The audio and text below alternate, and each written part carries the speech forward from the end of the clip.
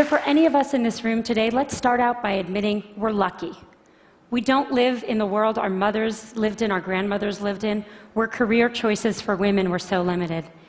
And if you're in this room today, most of us grew up in a world where we have basic civil rights.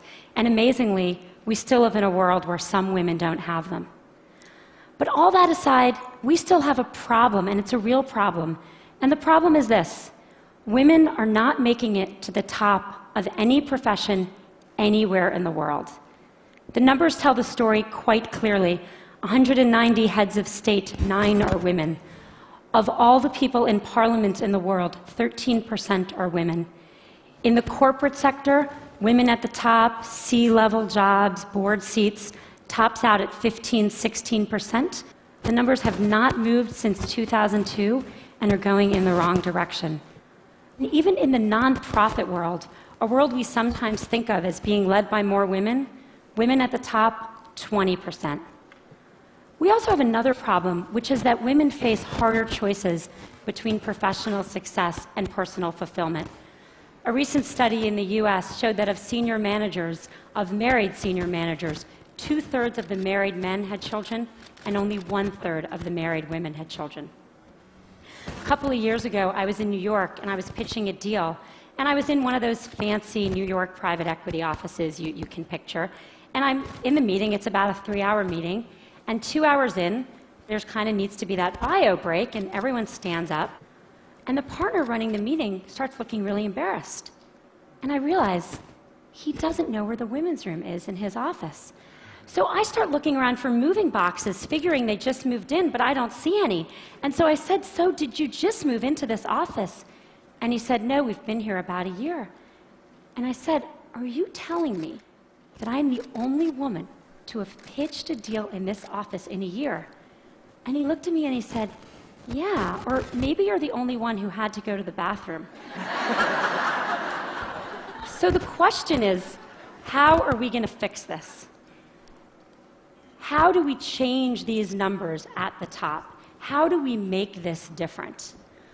I want to start out by saying I talk about this, about keeping women in the workforce, because I really think that's the answer. In the high-income part of our workforce, in the people who end up at the top Fortune 500 CEO jobs or the equivalent in other industries, the problem, I am convinced, is that women are dropping out. Now, people talk about this a lot, and they talk about things like flex time and mentoring and programs companies should have to train women.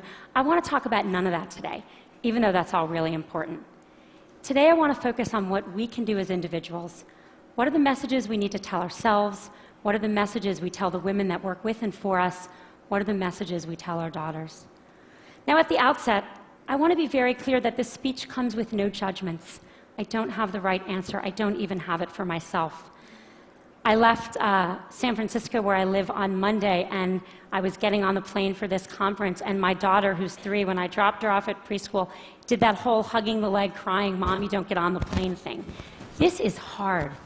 I feel guilty sometimes. I know no women, whether they're at home or whether they're in the workforce, that don't feel that sometimes. So I'm not saying that staying in the workforce is the right thing for everyone. My talk today is about what the messages are if you do want to stay in the workforce. And I think there are 3. 1, sit at the table. 2, make your partner a real partner. And 3, look at that, don't leave before you leave. Number 1, sit at the table. Just a couple weeks ago at Facebook, we hosted a very senior government official, and he came in to meet with senior execs from around Silicon Valley. And everyone kind of sat at the table, and then he had these 2 women who were traveling with him who were pretty senior in his department, and I kind of said to them, "Sit at the table, come on, sit at the table." And they sat on the side of the room. When I was in college, my senior year, I took a course called European Intellectual History. Don't you love that kind of thing from college? Wish I could do that now. And I took it with my roommate, Carrie, who was then a brilliant literary student and went on to be a brilliant literary scholar. And my brother, smart guy, but a water polo playing pre-med who was a sophomore. The 3 of us take this class together. And then Carrie reads all the books in the original Greek and Latin, goes to all the lectures. I read all the books in English and go to most of the lectures. My brother is kind of busy. He reads one book of 12 and goes to a couple of lectures, marches himself up to our room a couple days before the exam to get himself tutored. The three of us go to the exam together, and we sit down, and we study, sit there for 3 hours in our little blue notebooks. Yes, I'm that old. And we walk out, and we look at each other, and we say, how'd you do? And Carrie says, boy, I feel like I didn't really draw out the main point on the Hegelian dialectic. And I say, God, I really wish I had really connected John Locke's theory of property, the philosophers that follow. And my brother says, I got the top grade in the class. You got the top grade in the class? You don't know anything. The problem with these stories is that they show what the data shows. Women systematically underestimate their own abilities. If you test men and women and you ask them questions on totally objective criteria like GPAs, men get it wrong slightly high and women get it wrong slightly low. Women do not negotiate for themselves in the workforce. A study in the last 2 years of people entering the workforce out of college showed that 57% of boys entering, or men, I guess, are negotiating their first salary, and only 7% of women. And most importantly, men attribute their success to themselves, and women attribute it to other external factors. If you ask men why they did a good job, they'll say, I'm awesome. If you ask, obviously, why are you even asking? If you ask women why they did a good job, what they'll say is someone helped them, they got lucky, they worked really hard. Why does this matter? Boy, it matters a lot, because no one gets to the corner office by sitting on the side, not at the table. And no one gets the promotion if they don't think they deserve their success, or they don't even understand their own success. I wish the answer were easy. I wish I could just go tell all the young women I work for, all these fabulous women, believe in yourself, negotiate for yourself, own your own success. I wish I could tell that to my daughter. But it's not that simple, because what the data shows above all else is one thing, which is that success and likability are positively correlated for men and negatively correlated for women. And everyone's nodding, because we all know this to be true. There's a really good study that shows this really well. There's a famous Harvard Business School study on a woman named Heidi Roizen. And she's an operator in a in a company in Silicon Valley, and she uses her contacts to become a very successful venture capitalist. In 2002, not so long ago, a professor who was then at Columbia University took that case and made it Heidi Roizen. And he gave that case out, both of them, to 2 groups of students. He changed exactly one word, Heidi to Howard, but that one word made a really big difference. He then surveyed the students, and the good news was the students, both men and women, thought Heidi and Howard were equally competent, and that's good. The bad news was that everyone liked Howard. He's a great guy. You want to work for him. You want to spend the day fishing with him. But Heidi, not so sure. She's a little out for herself. She's a little political. You're not sure you'd want to work for her. This is the complication. We have to tell our daughter and our colleagues, we have to tell ourselves to believe we got the A, to reach for the promotion, to sit at the table. And we have to do it in a world where for them there are sacrifices they will make for that, even though for their brothers there will not. The saddest thing about all of this is that it's really hard to remember this, and I'm about to tell a story which is truly embarrassing for me, but I think important. I gave this talk at Facebook not so long ago to about 100 employees. And a couple hours later, there was a young woman who works there, sitting kind of outside my little desk, and she wanted to talk to me. And I said, okay, and she sat down and we talked, and she said, I learned something today. I learned that I need to keep my hand up. I said, what do you mean? She said, well, you're giving this talk, and then you said you're going to take 2 more questions, and I had my hand up with lots of other people, and then you took 2 more questions, and I put my hand down, and I noticed all the women put their hand down, and then you took more questions. Only from the men. And I thought to myself, wow, if it's me, who cares about this obviously, giving this talk, during this talk, I can't even notice that the men's hands are still raised and the women's hands are still raised. How good are we as managers of our companies and our organizations at seeing that the men are reaching for opportunities more than women? We've got to get women to sit at the table. Message number 2, make your partner a real partner. I've become convinced that we've made more progress in the workforce than we have in the home. The data shows this very clearly. If a woman and a man work full-time and have a child, the woman does twice the amount of housework the man does, and the woman does 3 times the amount of childcare the man does.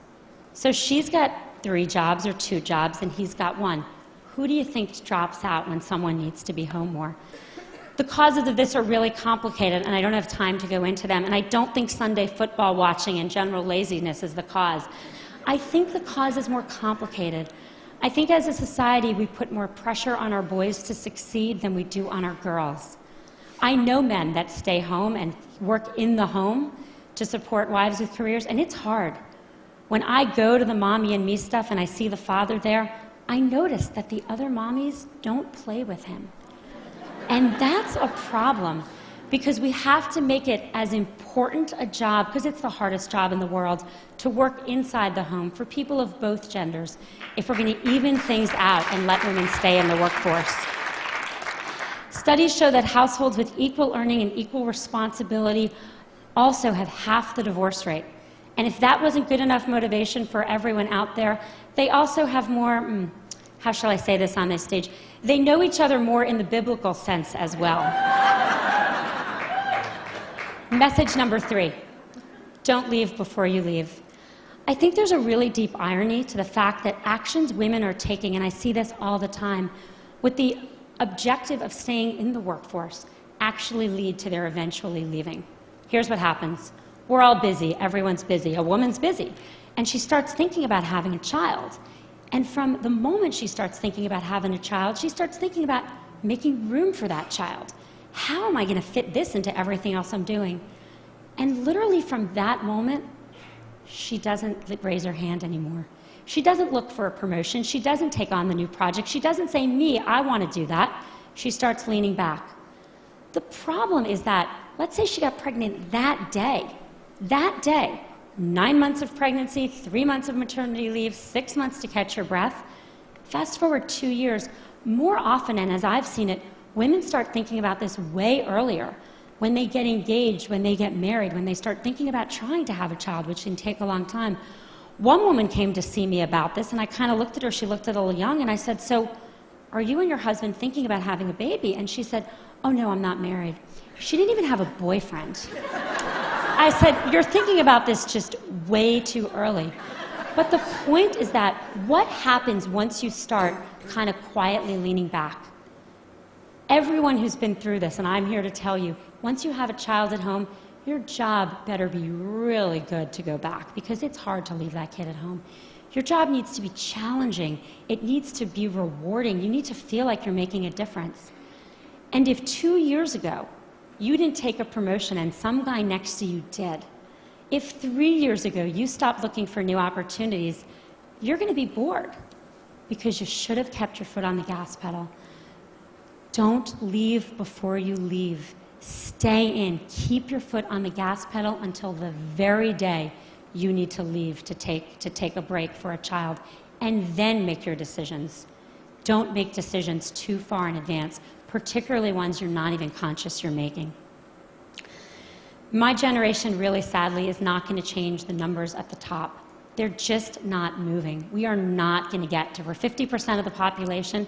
In my generation, there will not be 50% of people at the top of any industry. But I'm hopeful that future generations can. I think a world that was run where half of our countries and half of our companies were run by women would be a better world. And it's not just because people would know where the women's bathroom are, even though that would be very helpful. I think it would be a better world. I have 2 children. I have a 5-year-old son and a 2-year-old daughter. I want my son to have a choice to contribute fully in the workforce or at home, and I want my daughter to have the choice to not just succeed, but to be liked for her accomplishments. Thank you.